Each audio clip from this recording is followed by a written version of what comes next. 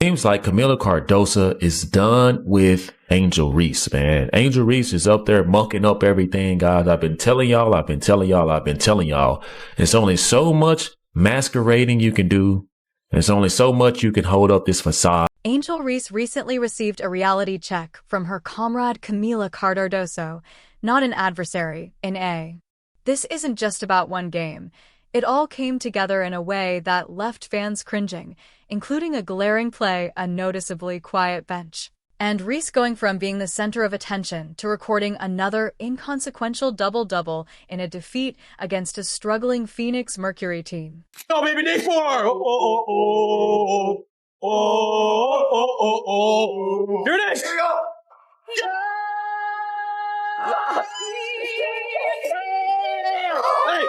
Hey, let's go, baby, let's go! Whatever the cause, the effect was clear. When your own teammate begins to point out your flaws, it's time to consider what lies ahead when the person you're meant to rely on turns into your biggest obstacle. Was this the result of growing tension, a case of karma, or perhaps the spotlight finally exposing underlying issues? If you concur with Cardoso, leave a comment below, and let's go with Fire the Baby Giraffe. About the offensive performance from Angel Reese last night. Keyword, offensive. That is the only kind of offense that Angel Reese is capable of performing. Offensive offense. But I'm not just talking about the self-proclaimed villain, which, by the way, I thought Angel Reese was dedicating this season to winning. I thought she was focused on carrying the Chicago bravado to the promised land of golden toilets and bathrooms with running water. Kamilla Cardoso and Angel Reese were the center of attention during Chicago's 4th straight loss, but not for the reasons Sky fans had thought. The conflict wasn't merely theoretical. It materialized during the May 27th game against the Mercury, when Cardoso's on-court rulings revealed what many had been speculating about regarding Angel Reese's facade. Kamilla Cardoso, oh no. Free Kamilla Cardoso. She is fed up with the Chicago Sky experiment. Tyler Marsh, once again, salute to you. You are doing the rest of the league a favor. This point forward experiment, this Ariel Atkins trade, this has done nothing but backfire on you, backfire on the team, and backfire on the fans. Cardoso was totally involved in setting the scenario, controlling the paint and grabbing rebounds. Conversely, Reese seemed disengaged. Every action felt out of sync, and the customary teamwork was noticeably lacking. The chemistry wasn't simply weak, it was obviously uncomfortable. Angel Reese, part 35, let's get it! Another day, another loss. Bang! Starting to feel bad, man. They may never win again. About to get the combo meal. You get the travel, you get the me-bound, and a turnover. All for the price of one, baby! Why is she top 3 in the league in turnovers? Oh, because of plays like that, huh? Burn! Free throws in this economy? Nah, that's gonna cost you. Then came the crucial moment when Cardoso received an inbound pass near the top of the arc, where Reese signaled for the ball to get attention. Normally, this would start a typical pick-and-roll play, but Cardoso hesitated, looked at Reese, paused, and then passed to another teammate. This wasn't just a lost opportunity. It was a clear sign that Cardoso no longer trusted Reese to play well in a game where every possession counts. The decision was telling the person who should be frenzied out on the Chicago Sky, that person should be this woman right here, that person should be Kamilla Cardoso. Observe the annoyance radiating from her as she switches. We are unable to obtain an admission permit to Kamilla Cardoso since Natasha Cloud is posting about her. Following an unsuccessful pick and roll in which Reese failed to set an effective screen, Cardoso's body language further highlighted the disconnect. During a timeout, Reese tried to participate in the huddle, but Cardoso turned away, effectively ending the exchange. These weren't inconsequential gestures. They were deliberate actions from a player who had decided she couldn't rely on her supposed co-star, all of which were captured by the cameras. Cardoso responded with a noticeable eye roll before switching back to defense. The person who should be throwing temper tantrums on the Chicago Sky, that person should be this woman right here. That person should be Kamilla Cardoso. Look at the frustration oozing out of Kamilla Cardoso. She gets a switch. Natasha Cloud, she's posting her up.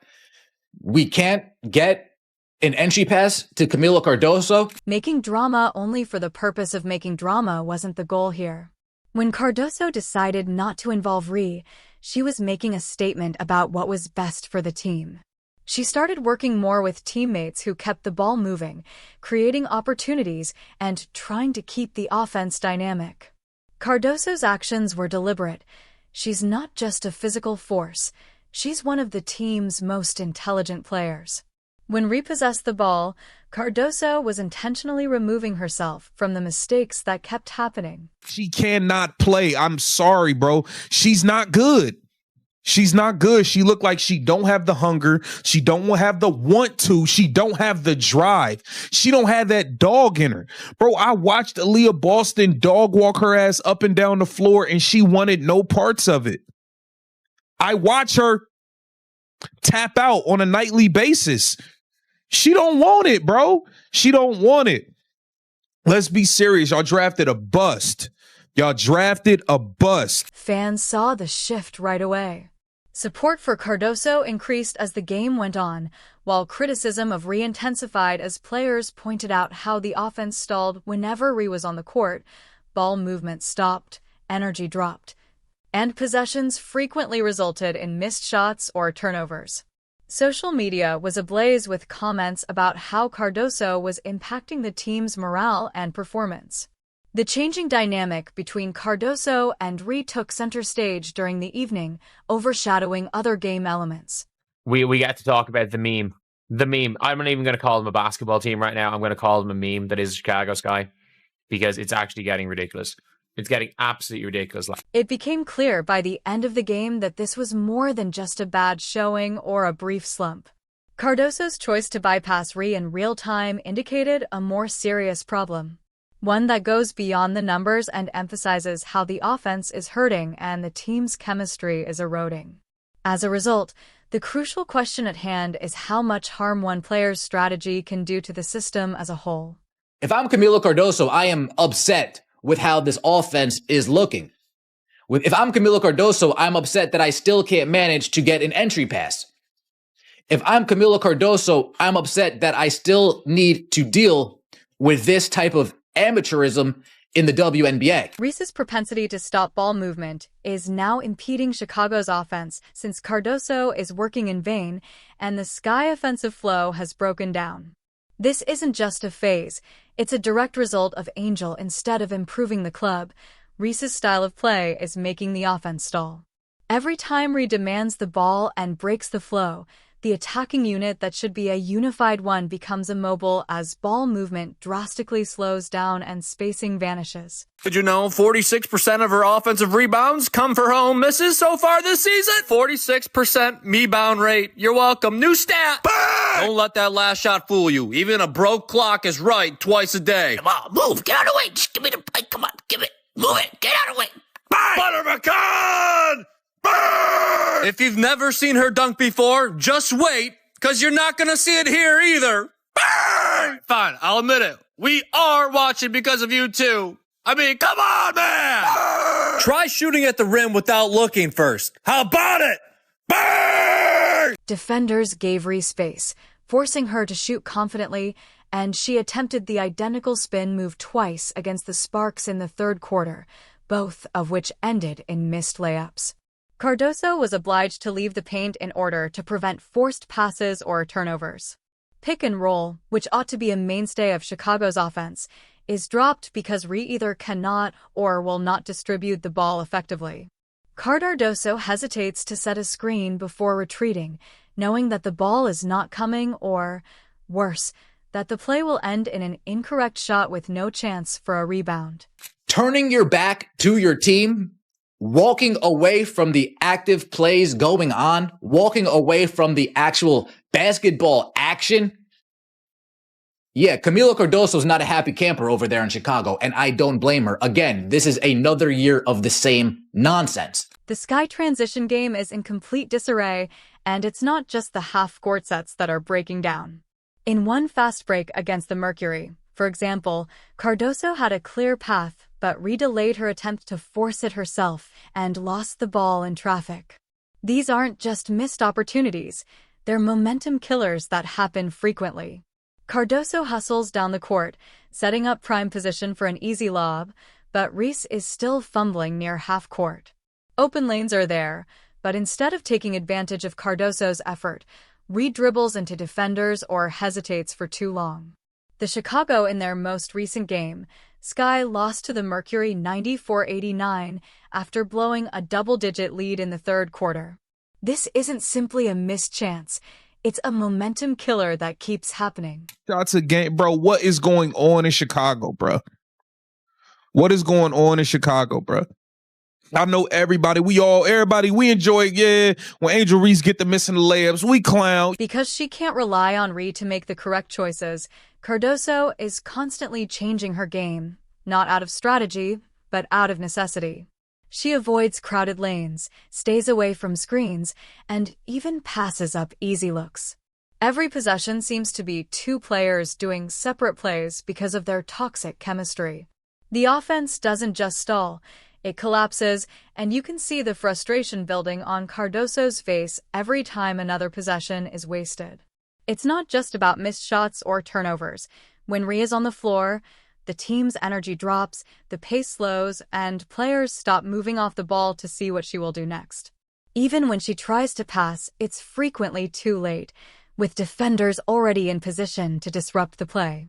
The Sky have now lost 4 straight games, and each one feels like a real-time collapse. More than a group going through growth challenges. There are now odds that Rhea will miss her opening shot in every game because of how bad things have gotten. Listen, man. Y'all the worst team in the league, bro. Like, let's just stop playing games. This ain't even let's be funny. I'm not even joking. I'm not smiling. I don't have a single joke for you. The Chicago Sky is trash. All of this stands in sharp contrast to the persona Rhea presents off the court. She is the franchise's spokesperson and frequently featured in highlight reels and social media posts, but the reality on the court is quite different. Fans are beginning to call her the bottleneck, emphasizing how her involvement slows down every possession. In the meantime, Cardoso is clearly separating herself and adjusting her style to reduce the fallout, which is where the true conflict between Rhea's on-court persona and her claimed persona is developing. I actually feel bad for Angel Reese at this point, and it has nothing to do with like how she's handled herself or anything. It's just simply Caitlin Clark is so much better than Angel Reese at basketball that it doesn't feel fair. Yeah, I think Angel Reese is struggling with the fact that Caitlin Clark is better at her best thing than she is. The gap between Angel Reese's brand and her performance is becoming more widely discussed. She is constantly posting on social media with her pregame attire, catchphrases, and celebrations as though she has already won. This brand was created for attention, and for a while it worked, but now that the story is changing, fans and analysts are starting to notice the cracks, and the results from the Sparks game make it impossible to ignore her plus-minus. According to the Gamebox score, she finished at a confidence-shattering -3, which isn't just a poor statistic. It's a warning sign that the hype isn't matching reality. What record did Angel Reese break? I didn't say it was a good record. I never said that. Shout out to you, Priceless. I missed this. Historically bad shootings with a E emoji. Angel Reese goes 0 for 7 from within 4 feet of the basket to tie most misses from that distance in the WNBA over the past 10 seasons. On the court, Reese's difficulties are taking center stage in the news. Teams are modifying their entire defensive schemes to take advantage of her weaknesses, and it's working. The confidence she exudes online doesn't translate to the scoreboard. Opponent defenders are noticing her tendencies, daring her to take those low percentage shots, and watching as she misses layups that should be automatic. When you watch Sky play, you can see that instead of stepping up, the defenders sag off her, clog the paint, and put her in awkward situations, causing her to make mistakes that the entire league is seeing. The way Rhee handles herself following a difficult game, where losses mount, makes this gap even more obvious.